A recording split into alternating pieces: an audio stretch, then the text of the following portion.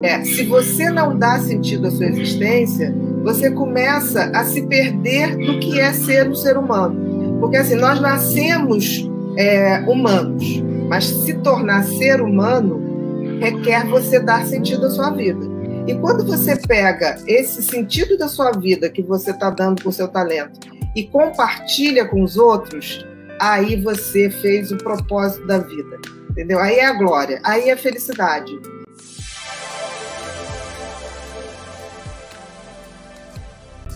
Olha, eu acho que esse processo de você não ter o seu,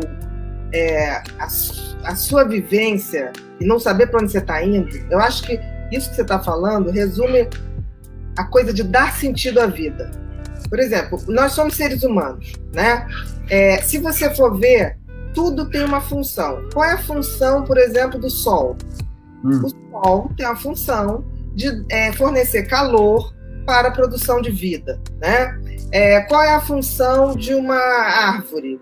Produzir oxigênio, porque ela faz fotossíntese. Isso é a essência do mundo vegetal. Qual é a essência do ser humano? Dar sentido à sua existência, né? Se você não dá sentido à sua existência, você começa a se perder do que é ser um ser humano.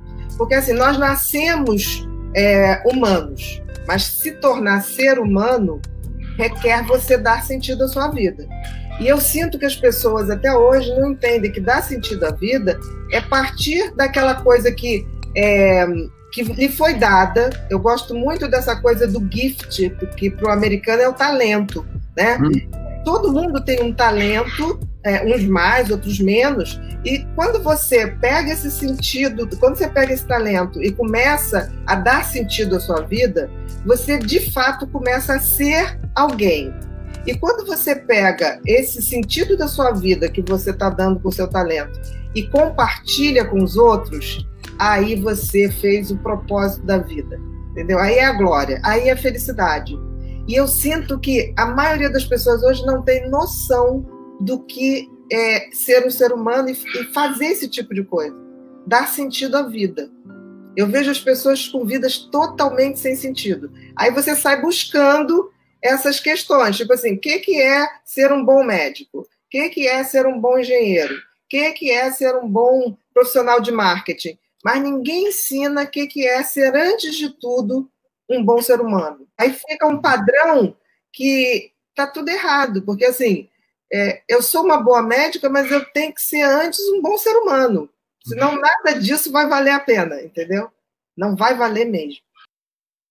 Tem uma coisa, por exemplo, quando a gente fala em dimensão física, todo mundo entende que tem que cuidar da saúde física, né? Quando a gente fala em dimensão mental, que tem a ver com o que a gente produz de pensamento, de ideia, as pessoas já entendem menos.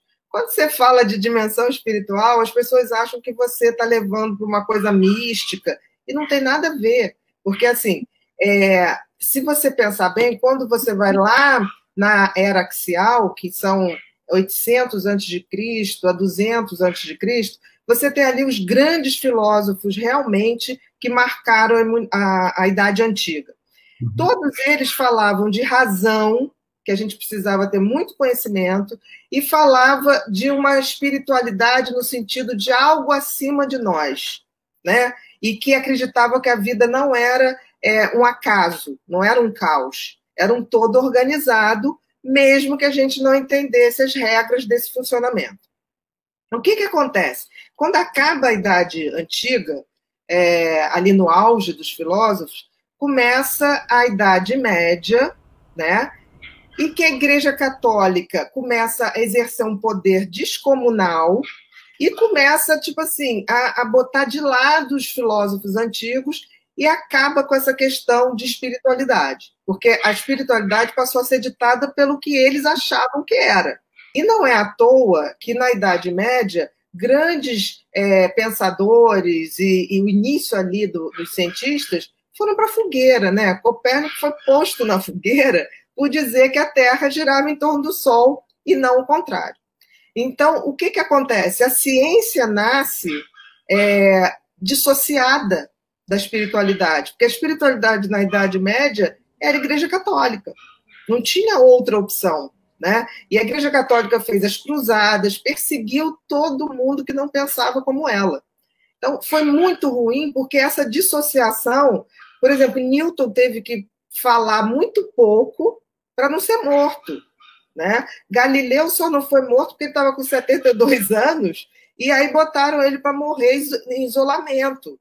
Então, foi muito difícil. Então, a ciência, quando nasce, ela nasce com uma dissociação total dessa espiritualidade. Ela não quer papo com a igreja, ela não quer papo com nada.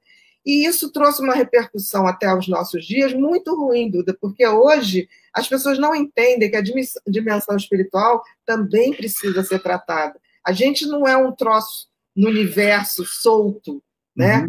Tudo conectado. A gente se viu separado desse todo. Nós não somos separados. Não é à toa que a gente fez tanta besteira com a própria natureza.